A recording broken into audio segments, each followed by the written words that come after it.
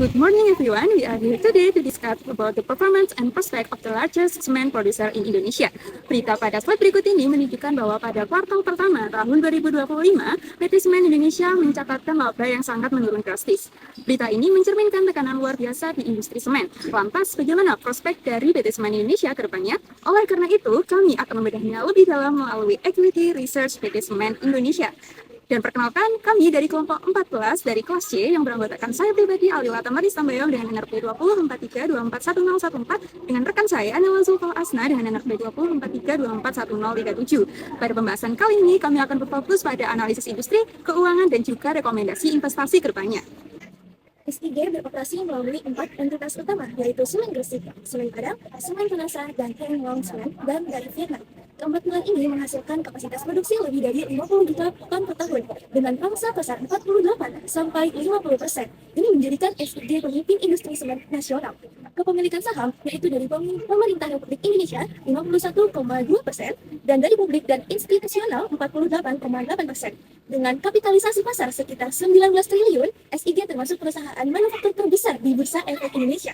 Harga saham saat ini yaitu 2.790 perak, sedangkan nilai wajar yaitu 2.950 perak. Ini memberikan potensi upside sebesar 6%.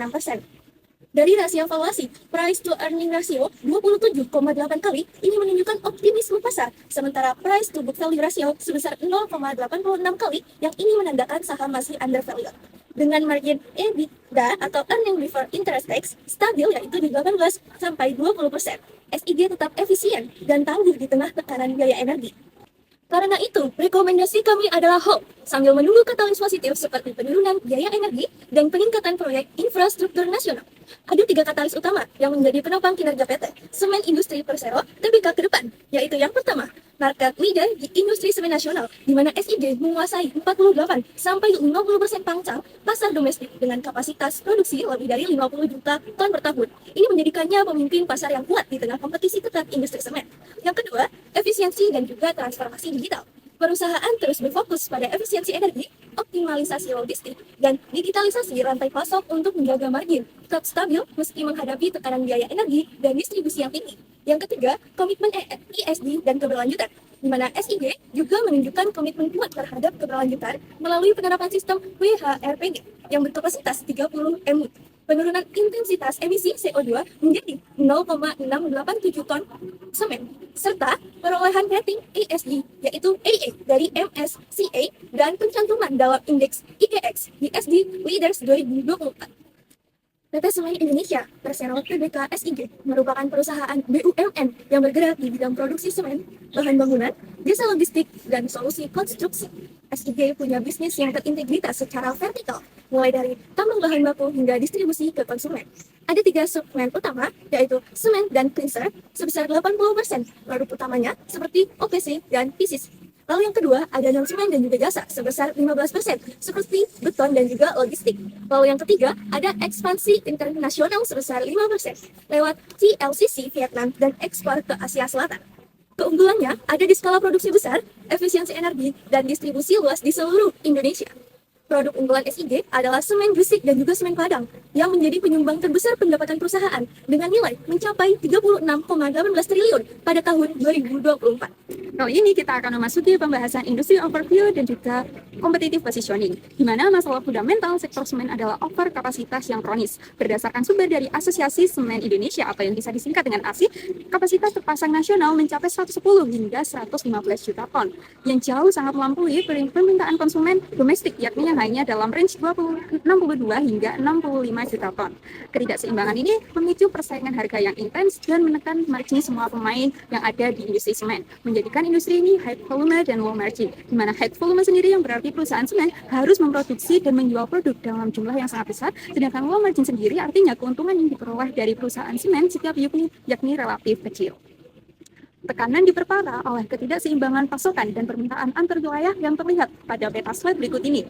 Dapat kita perhatikan bahwa sebagian besar kapasitas terpusat di Jawa, sementara di wilayah timur memiliki demand yang cukup tetapi sulit untuk dijangkau.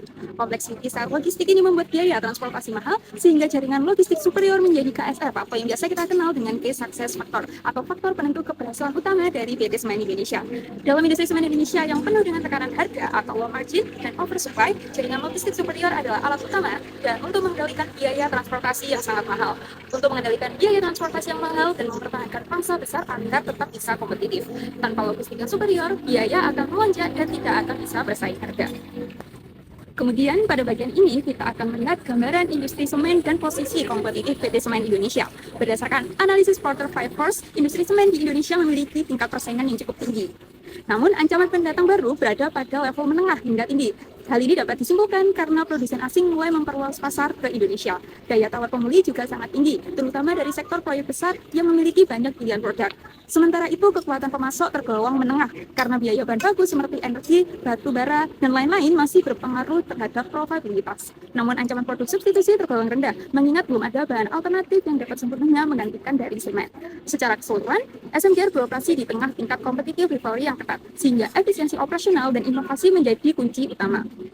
Dari sisi tata kelola perusahaan, SMGR menerapkan struktur corporate governance yang komprehensif untuk menjaga keberlanjutan bisnis. Struktur ini terdiri dari rapat umum pemegang saham, dewan komisaris, serta direksi dan berbagai komite yang memastikan fungsi pengawasan dan pelaksanaan kebijakan berjalan dengan efektif dan semestinya. Melalui proses seperti manajemen risiko, perencanaan strategis, dan hubungan dengan para pemangku kepentingan, perusahaan berkomitmen pada prinsip transparansi, akuntabilitas, tanggung jawab, independensi, dan juga keadilan. Dengan fondasi dan juga tata kelola yang kuat ini, PT Semen Indonesia berusaha untuk mempertahankan kinerja yang berkelanjutan di tengah kompetisi industri yang sangat dinamis. Selanjutnya, kita akan melihat posisi strategis PT Semen Indonesia atau SMGR sebagai pemimpin pasar di industri semen nasional. Sebagai perusahaan holding milik negara, PT Semen Indonesia menguasai sekitar 48 hingga 50% pangsa pasar domestik, menjadikannya market leader di Indonesia. Perusahaan ini memiliki berbagai produk unggulan seperti PT Semen Gresik, Semen Gresik, Semen Padang, Semen Tonasa, Green Mix, dan juga Semen Andalas yang tersebar di seluruh wilayah Indonesia. Produk-produk tersebut dirancang untuk menjangkau berbagai segmen pasar mulai dari konstruksi umum hingga proyek infrastruktur berskala besar. Jika kita lihat dari data market share yang terlihat pada tabel, PT Semen Indonesia mendominasi dengan pangsa 49,5%, diikuti oleh PT Indosemen Tunggal Prakarsa atau bisa kita singkat dengan INTP sebesar 29,7%, dan pemain-pemain lain atau PT Semen-Semen yang lainnya seperti Konskemindo bersama-sama menguasai sekitar 21,9%. Nah, dominasi ini menunjukkan kekuatan distribusi brand dari equity PT Semen Indonesia yang sangat kuat, serta menjadikan salah satu alasan utama kenapa perusahaan dari PT Semen Indonesia dinilai memiliki potensi investasi yang stabil di tengah persaingan industri semen yang sangat ketat. Pada bagian ini kita akan melihat ringkasan performa saham dari PT Semen Indonesia. Grafik di sebelah kiri menunjukkan tren harga saham PT Semen Indonesia yang mengalami penurunan sepanjang tahun 2024 hingga 2025. Kondisi ini dipengaruhi oleh kenaikan biaya energi dan melemahnya permintaan konstruksi di dalam negeri. Sebagai langkah antisipasi, PT Semen Indonesia berfokus pada efisiensi energi, digitalisasi distribusi, serta perluasan ekspor ke kawasan Asia Selatan dan Oseania.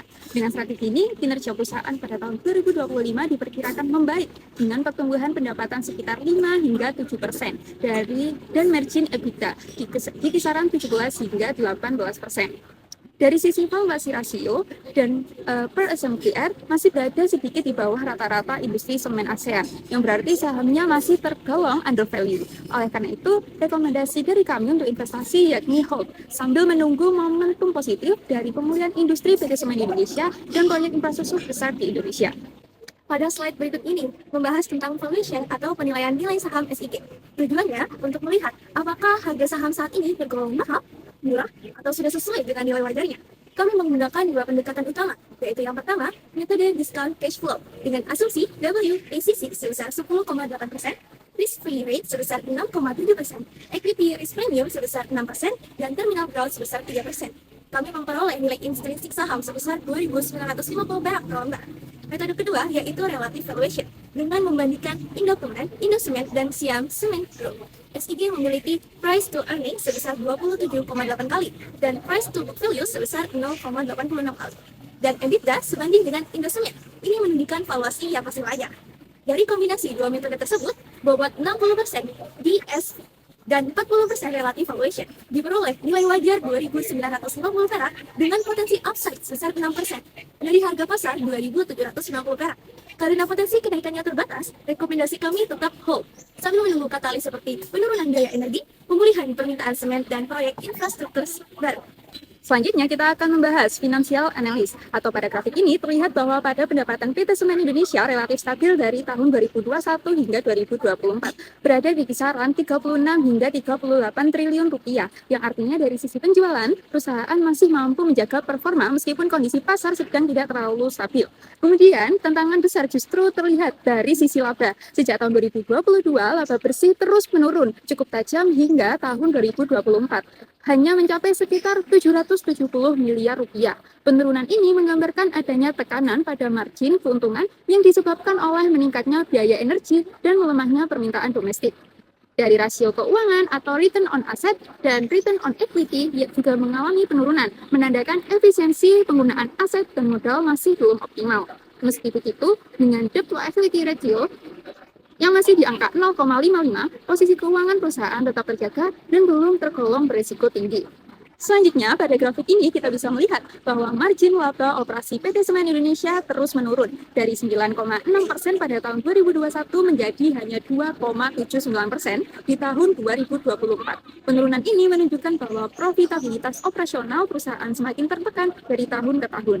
Jika kita lihat dari sisi komposisi biaya, lebih dari 80% pendapatan perusahaan terserap untuk biaya produksi atau cost of revenue, yang artinya sebagian besar pengeluaran digunakan untuk bahan baku dan juga energi yang harganya cenderung naik dalam beberapa tahun terakhir. Sementara itu, biaya administrasi umum dan juga penjualan masing-masing berada di kisaran 10 dan 6%. Sedangkan untuk biaya keuangan sekitar 3%. Kombinasi dari struktur biaya ini menjelaskan mengapa margin keuntungan perusahaan mengalami penurunan yang cukup signifikan. Baik, pada slide ini terdapat peta risiko, di mana berdasarkan peta risiko, tantangan terbesar datang dari aspek operasional dan finansial, terutama karena tingginya ketergantungan pada energi batubara dan fluktuasi biaya logistik.